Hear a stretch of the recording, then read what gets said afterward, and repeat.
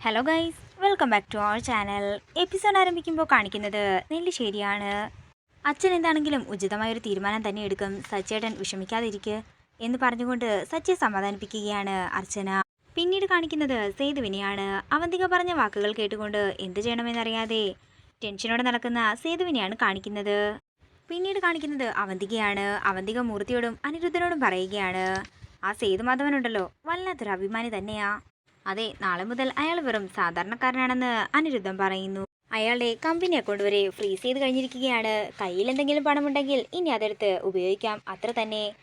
ഇനി എന്താണെങ്കിലും അയാൾക്ക് മുന്നിൽ ഒരു വഴി മാത്രമേ ഉള്ളൂ, എൻ്റെ അച്ഛൻ തിരഞ്ഞെടുത്ത വഴി. ഒന്നെങ്കിൽ അയാൾ ഇന്ന് രാത്രി ആത്മഹത്യ ചെയ്യും, അല്ലെങ്കിൽ അയാൾ ഹൃദയം പൊട്ടി മരിക്കും. മൂർത്തി എന്താണെങ്കിലും എനിക്ക് ഒരു ഉപകാരം ചെയ്യണം.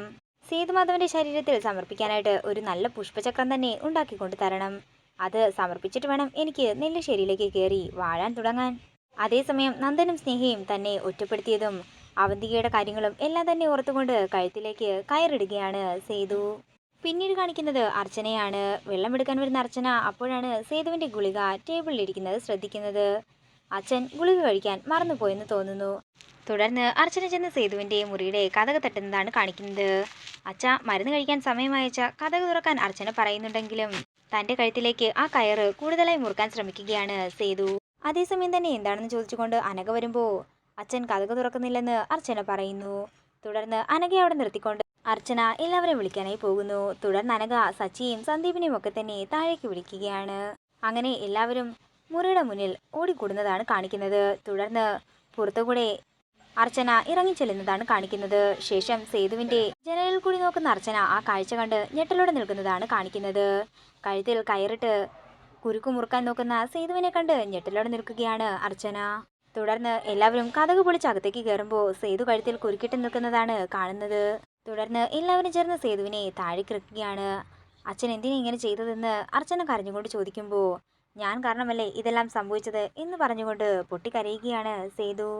അച്ഛൻ മരിച്ചാൽ ഇതിനെല്ലാം പരിഹാരമാകുമോ എന്ന് അർച്ചന ചോദിക്കുമ്പോൾ അച്ഛനാണ് ഈ വീടിന്റെ ശക്തിയെന്നും ഇനിയും ഈ വീടും നമ്മളെയെല്ലാം തന്നെ മുന്നോട്ട് കൊണ്ടുപോകേണ്ടത് അച്ഛനാണെന്ന് സച്ചിയും നന്ദനും പറയുന്നു. അച്ഛ, ഞാൻ അറിയാതെ അച്ഛനെ കുറ്റപ്പെടുത്തി, അച്ഛൻ എന്നോട് ക്ഷമിക്കണം. എനിക്കറിയാം അച്ഛൻ ഇതൊന്നും മനഃപൂർവ്വം ചെയ്തതല്ല എന്ന് പറഞ്ഞുകൊണ്ട് സേതുവിന്റെ മുന്നിൽ കൈകൂപ്പി നിൽക്കുകയാണ് നന്ദൻ. അച്ഛ, ഞാൻ അച്ഛന് വാക്ക് തരികയാണ്, അച്ഛനും അച്ഛന്റെ മക്കൾക്കും അവകാശപ്പെട്ട ഒരു തരി സ്വത്ത് പോലും പുറത്തു പോകില്ല. ആവന്തിക്ക് ഇതൊന്നും കിട്ടില്ല. അച്ഛന് ഞാൻ വാക്ക് തരുന്നു. ഇതിനുള്ള തിരിച്ചടി നമ്മൾ തന്നെ അവർക്ക് കൊടുത്തിരിക്കും. അച്ഛൻ വിഷമിക്കാതിരിക്കാൻ പറഞ്ഞുകൊണ്ട് സേതുവിന്റെ കണ്ണു തുറച്ചു കൊടുക്കുകയാണ് അർച്ചന. നേരം പുലർച്ചെയാകുന്നു. പിന്നീട് കാണിക്കുന്നത് ചിതാഭസ്മം നിമജ്ജനം ചെയ്യാനായി പുഴക്കടവിലെത്തിയിരിക്കുന്ന അവന്തികയാണ്.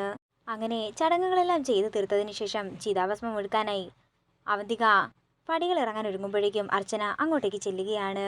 നീ നിന്റെ അച്ഛന്റെ ചിതാഭസ്മം ഒഴുക്കാൻ പോവുകയാണല്ലേ എന്ന് അർച്ചന ചോദിക്കുമ്പോൾ അതേയെന്നും ഇന്നാണ് എന്റെ അച്ഛന് മോക്ഷം കിട്ടാൻ പോകുന്ന ദിവസമെന്നും നെല്ലിശ്ശേരിയിൽ നിന്നും ഈ ചടങ്ങിന് പങ്കെടുക്കാൻ ആരെങ്കിലും വരണമെന്ന് ഞാൻ ആഗ്രഹിച്ചിരുന്നു. നീ വന്നത് നന്നായി. എന്റെ അച്ഛന്റെ ആത്മാവിന് സന്തോഷമാകും. ഞാൻ വന്നതേ വെറുതെ കാഴ്ച കാണാനുമല്ല, നിന്റെ അച്ഛന്റെ മോക്ഷത്തിനു വേണ്ടി പ്രാർത്ഥിക്കാനുമല്ല. എന്തായാലും നീ വന്നല്ലോ, ഇനി എന്താണെങ്കിലും ഞാൻ എൻ്റെ അച്ഛന്റെ ചിതാഭസ്മം ഒഴുക്കുന്നത് കണ്ടിട്ട് നീ പോയാൽ മതിയെന്ന് അവന്തിക പറയുന്നു. ഈ മൺകുടം ഈ പുഴയിൽ ഒഴുകുന്നതോടുകൂടി എന്റെ ശബ്ദം പൂർത്തിയാകും. നീ 1000 വട്ടം ഈ മൺകുടം ഈ പുഴയിൽ ഒഴുക്കിയാലും നിന്റെ അച്ഛന് മോക്ഷം കിട്ടാനേ പോകുന്നില്ല. നെല്ലിശ്ശേരിയിലെ സേതുമാധവനെ മക്കളെയും ഒന്നുമില്ലാത്തതായിട്ട് നിനക്കൊരിക്കലും തന്നെ മാറ്റിയെടുക്കാൻ സാധിക്കില്ല. നിനക്കറിയാമോ, ഇന്നലെ രാത്രി അച്ഛൻ ആത്മഹത്യ ചെയ്യാൻ ശ്രമിച്ചു. വളരെ നല്ല വാർത്തയാണല്ലോ. അയാൾ മരിച്ചിരുന്നെങ്കിൽ എൻ്റെ അച്ഛന് കൂടുതൽ സന്തോഷമായേനെ.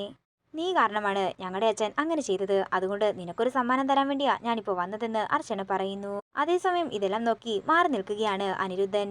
തുടർന്ന് അവന്തികയുടെ കരണം പുകച്ചൊന്ന് കൊടുക്കുകയാണ് അർച്ചന.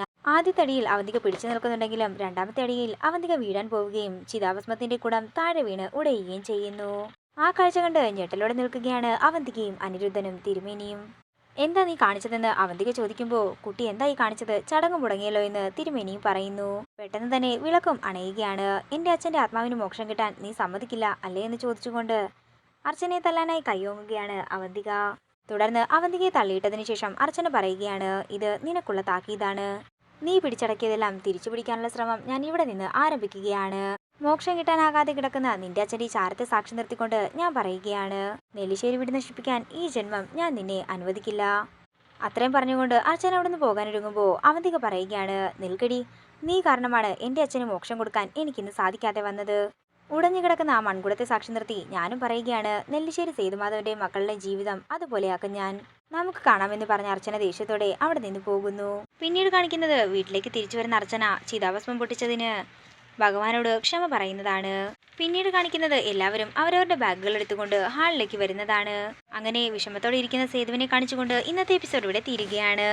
വീഡിയോ ഇഷ്ടമായെങ്കിൽ മറക്കാതെ ലൈക്ക് ചെയ്യുക, ഷെയർ ചെയ്യുക, കമന്റ് ചെയ്യുക. കൂടുതൽ സീരിയൽ അപ്ഡേറ്റ്സിനായി മറക്കാതെ സബ്സ്ക്രൈബ് ചെയ്യുക.